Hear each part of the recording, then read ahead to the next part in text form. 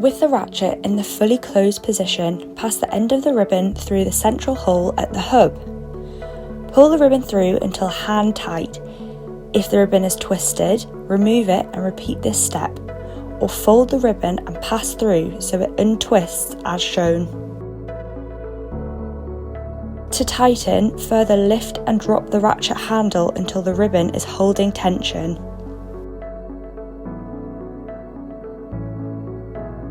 To release the ratchet, locate the release pin at the handle and open the handle fully. You should now be able to pull the ribbon through freely.